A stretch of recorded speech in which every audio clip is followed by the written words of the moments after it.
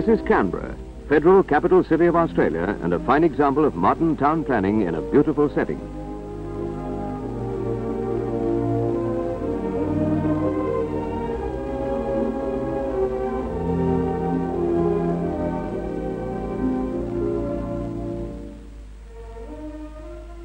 This column is the American War Memorial, the Australian people's monument to their brothers in arms, the American fallen.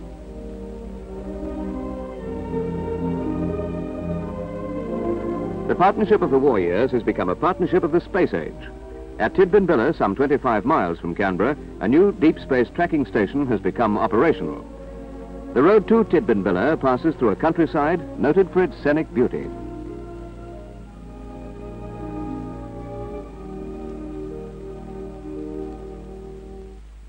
This station, number 42, now forms part of a world network known as the Deep Space Instrumentation Facility, or DSIF. On March the 19th, 1965, DSIF 42 was invaded by a large number of distinguished guests, representing the science and governments of many countries. They came to see the space age at work and to witness the ceremonial opening of the station by the Prime Minister of Australia, Sir Robert Menzies.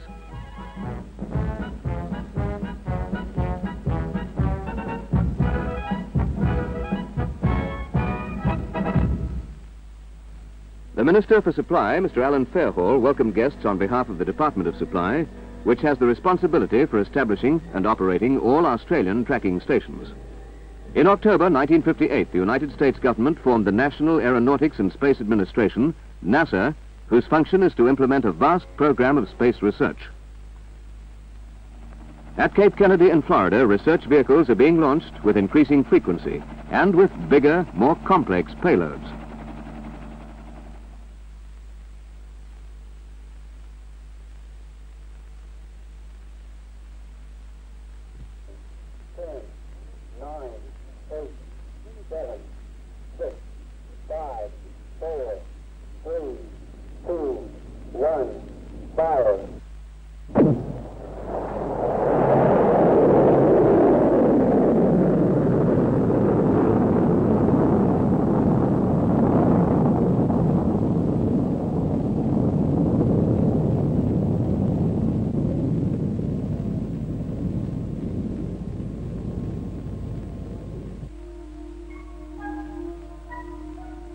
With each new launch, an appropriate network of tracking and data acquisition facilities spread around the world comes into operation. The Goddard Space Flight Center near Washington is responsible for many Earth-orbiting satellites and for direct communication between the satellites and stations of all networks. Special telephone links enable an officer at Goddard to speak directly to an officer at Woomera. In this way, all stations and satellites are in a state of continuous communication.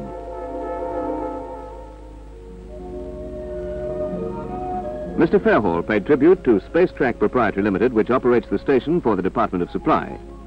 At Goldstone, set in the Mojave Desert, California, a deep space tracking station is operated for NASA by the Jet Propulsion Laboratory, whose main laboratory is at Pasadena, near Los Angeles. It was here at Goldstone that the Australian Space Track team learnt to assemble and operate the instruments which would be used at Tidbinbilla.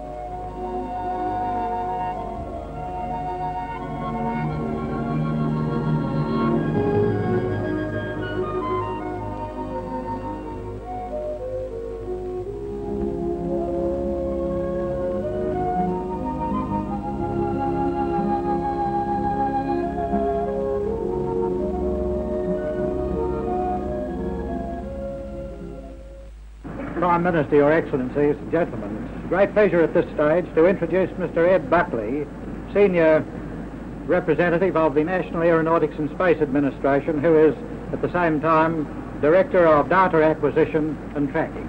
Gentlemen, Mr. Ed Buckley.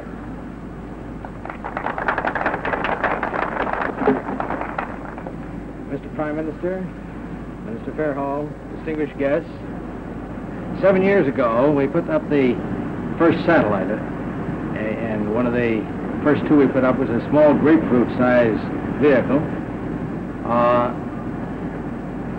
We suddenly began to realize we'd put a star in the sky that was going to stay up there 2,000 years. And a few of us were a bit shaken by the fact that we had suddenly added to a star in the sky. Well, we can look back now after 7 years and see what we've done. The first American satellite, Explorer 1, was launched from Cape Canaveral, now Cape Kennedy, in February 1958.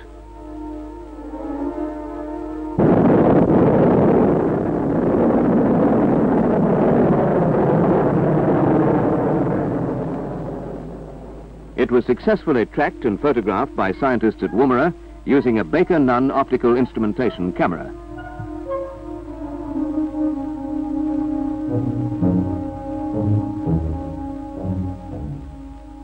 In March 1958, another satellite, Vanguard, was launched and again was photographed by the Australian team. Vanguard was only 6 inches in diameter and was 500 miles distant when this photograph was taken. These achievements were praised by the United States.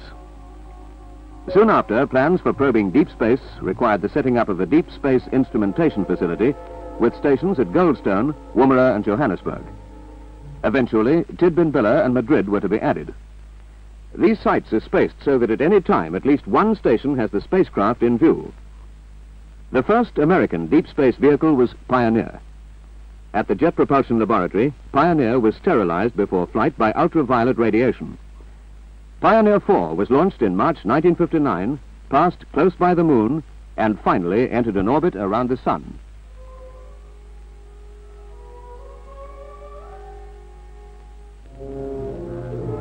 Another network of tracking stations, then called Mini-Track, was set up to monitor and control the numerous satellites which would orbit the Earth with many and varied tasks to perform.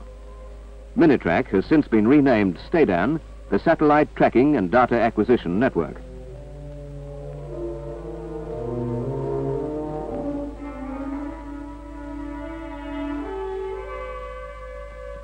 Tyros, the first weather satellite, was orbited in April 1960.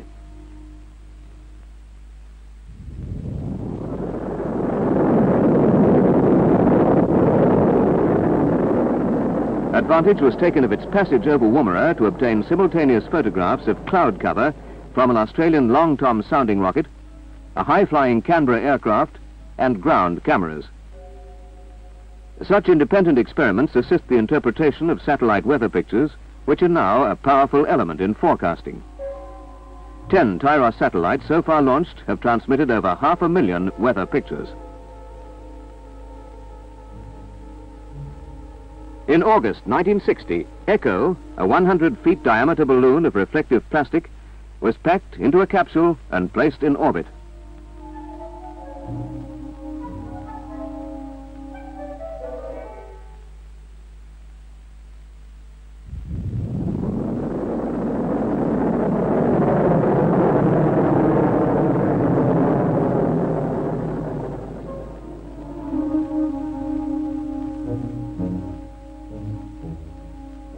These remarkable pictures showing the ejection of the capsule and the inflation of the balloon were televised from the space vehicle to Earth.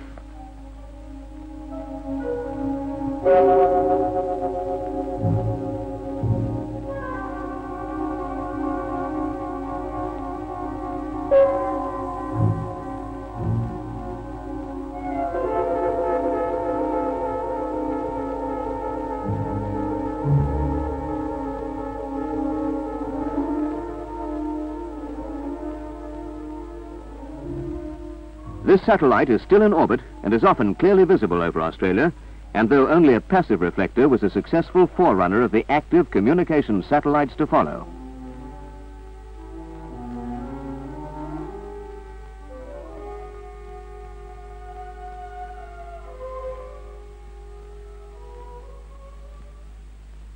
The man in space program was already far advanced when preliminary flights were made using chimpanzees. These flights enabled the proving of all systems without risk to human life.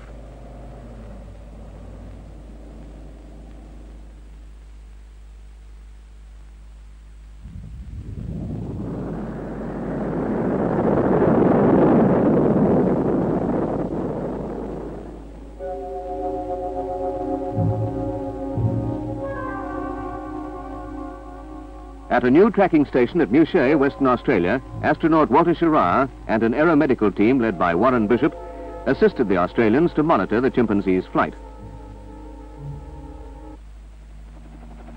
Recovery techniques worked well and the chimp was unharmed. The stage was now set for man to enter space.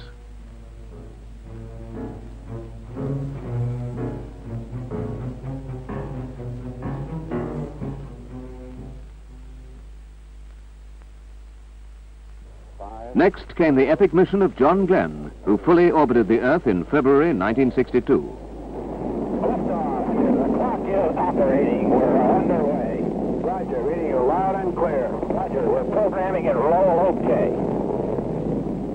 So bumpy along about here.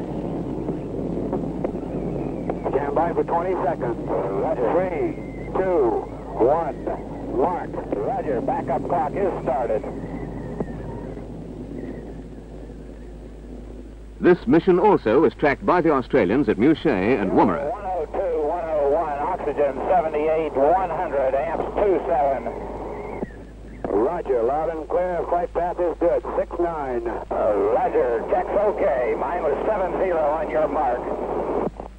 Some vibration area coming up here now. Roger. A spontaneous signal of friendly encouragement was given by the people of Perth, who kept their city ablaze with lights for Glenn to see. In return, he signaled his grateful acknowledgement. We're smoothing out some now, getting out of the vibration area. Roger, you're through max Q. Flight path is very good. Pitch 4-3. Flight very smooth now. Roger, flight path is good. They're building to 6. Roger, reading you loud and clear. Flight path looks good. Pitch 25. Stand by for... Soon after this, Mr. Fairhall visited the United States in order to discuss Australia's growing role in space research.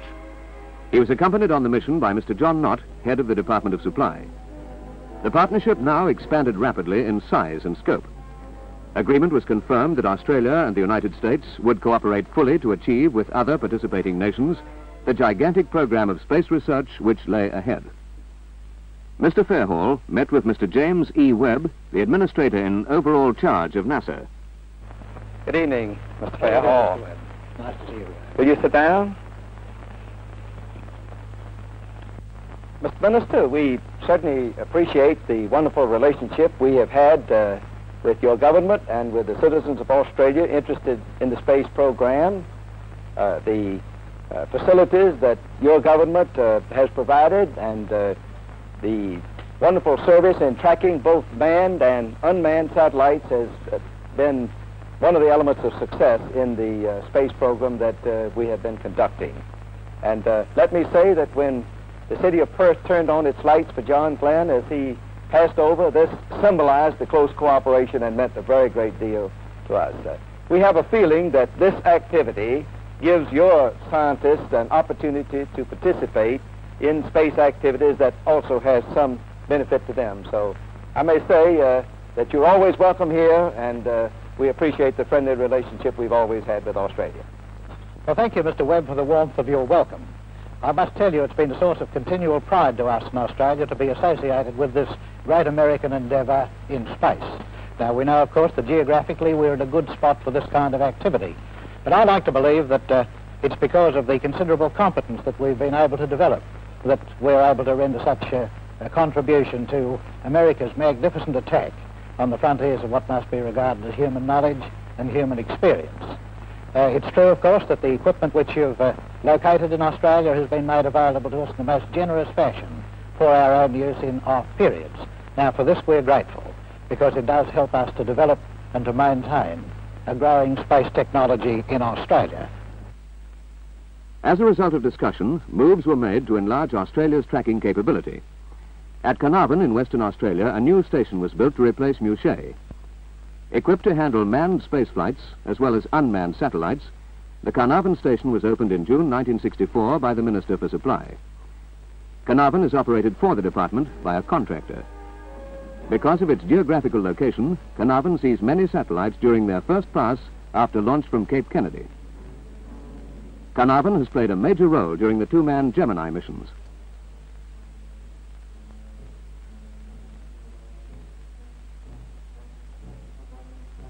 Astronauts Grissom and Young orbited the Earth together in March 1965.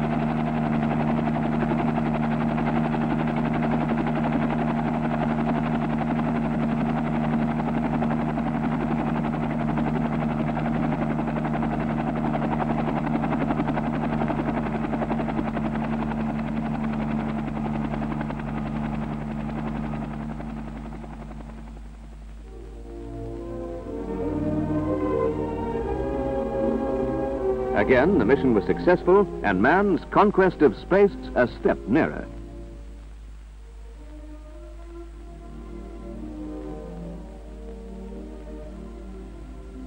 Meanwhile, many geophysical observatories were orbited, and to assist the acquisition of data from these scientific instruments, a transportable tracking station was installed at Darwin in the extreme north of Australia.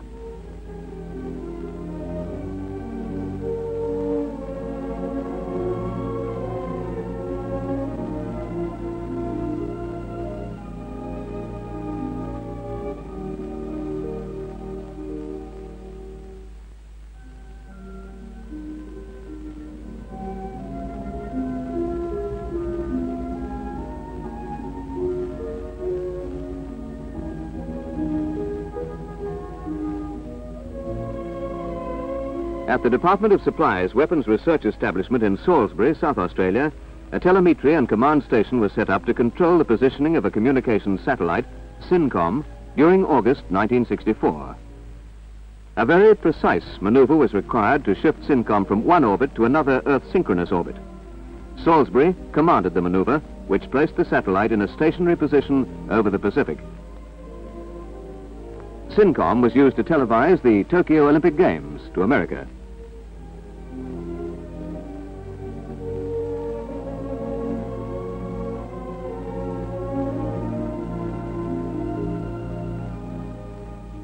The town of Woomera accommodates the Department of Supply range personnel, including the staff who operate the satellite tracking facility for STADAN, as well as DSIF-41.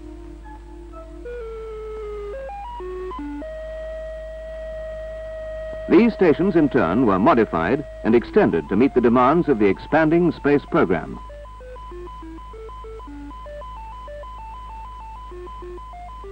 Tracking stations perform three main functions. The first is tracking, which is a matter of detecting and following the position of a space vehicle. The second is data acquisition, receiving and recording the information furnished by the space vehicle. The third is control, the issuing of commands which determine the performance of the space vehicle. DSIF-41 performed a major task when it received thousands of high-resolution pictures of the moon from JPL's Ranger series. Ranger 7 impacted on the moon in July 1964.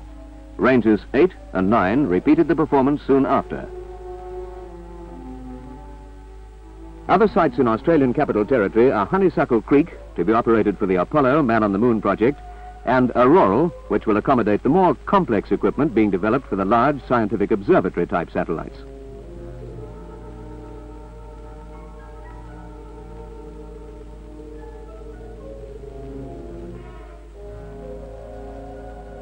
The Auroral station is illustrated by this model.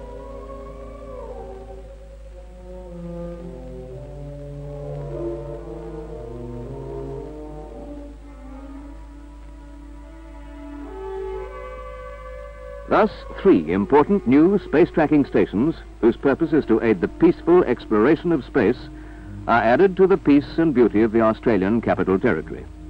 The successful JPL Mariner 2 spacecraft, which flew near the planet Venus in December 1962, was tracked by DSIF-41 Woomera. In November 1964, Mariner 4 was launched toward the planet Mars. On this occasion, DSIF-42 Tidbinbilla assumed the major Australian role.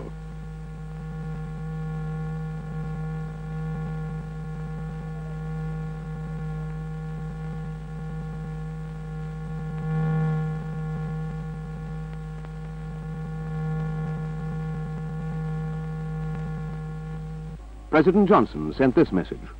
And I quote, "It is a great pleasure for me to congratulate you on the outstanding and continuing contribution Australia is making to progress in the space age. The standard of performance of the tracking and data acquisition facilities already existing in Australia is excellent. I am confident that at the new space tracking facility at Tidbinbilla, we will see the same high level of performance. The station, which is operated entirely by Australians, is now tracking the Mariner satellite on its photographic mission to Mars. Today, in dedicating this facility, we take another step forward in the close cooperation between our two countries and in the effort of all those around the world who seek to labor together to share their talents to assure greater mutual understanding. This will be the true measure of our success in the exploration of outer space. And it is for this special reason, Mr. Prime Minister, that I extend my deep appreciation and best wishes for the operation of this new station." Sir.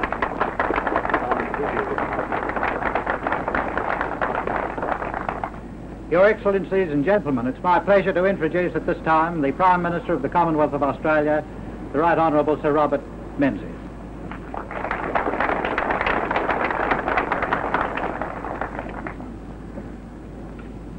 Sir, Your Excellencies, and ladies and gentlemen anytime. Mr. Menzies went on to say, And it's so true that it's not so much the end result always as the information you gather as you go, the improvement in techniques, the stretching out of the borders of our own technological knowledge. This station is manned, as I gather, by Australians. This is of great advantage to us because it increases the stock of knowledge in these fields in Australia.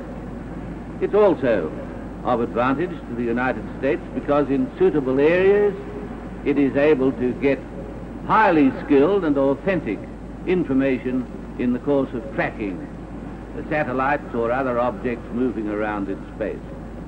There's a certain mutuality about this, but behind it all there's a tremendous friendship. And adding all these things together, I have the greatest pleasure in the world in declaring it open.